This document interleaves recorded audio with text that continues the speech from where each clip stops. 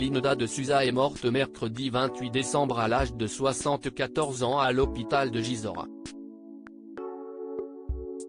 Au lendemain de l'annonce de sa disparition, la date et le lieu de ses obsèques ont été dévoilés. Linda de Souza est décédée le mercredi 28 décembre à l'âge de 74 ans des suites d'une insuffisance respiratoire, alors qu'elle était positive au Covid-19. L'annonce a été faite dans un communiqué transmis par Fabien Lecoeuvre, son agent et tuteur. Il a précisé que l'artiste portugaise s'était éteinte le matin du 28 décembre, à 10h10, à l'hôpital de Gisors. Sur BFM TV, il en a dit plus sur les derniers moments de sa vie. Elle était malheureusement malade depuis quelques semaines, quelques mois. Elle avait cette forme d'insuffisance respiratoire et elle attrapait le Covid dans sa maison de retraite où elle était aujourd'hui. Elle a été transférée ce matin un peu tard, à mon sens, même si le personnel hospitalier a été merveilleux, à l'hôpital de Gisors. Son transfert a été fait ce matin à 8h et elle nous a quittés à 10h10 ce matin, a-t-il confié. La date et le lieu de ses obsèques dévoilés au lendemain de sa disparition, les informations sur le déroulement de ses obsèques ont été dévoilées.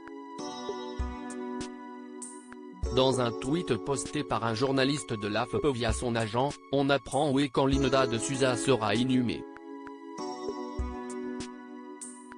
Les obsèques de Linda de Souza auront lieu vendredi 6 janvier à 14h30 en l'église Saint-Gervais de Gisors.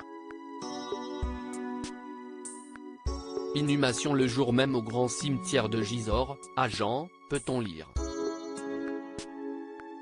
Linda de Souza était l'une des grandes figures de la chanson populaire des années 80. En 30 ans de carrière, elle a vendu des millions de disques. Elle était aussi connue pour son livre La valise en carton dans lequel elle raconte sa vie depuis son départ du Portugal.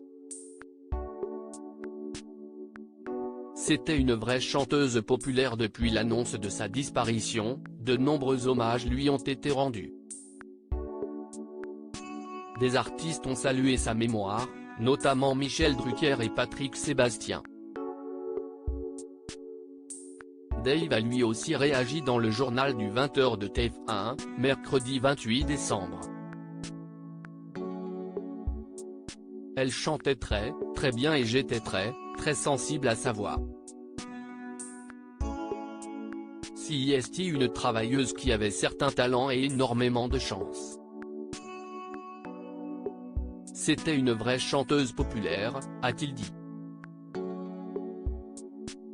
Les obsèques de #Linda de Souza auront lieu vendredi 6 janvier à 14h30 en l'église Saint-Gervais de #Gisors.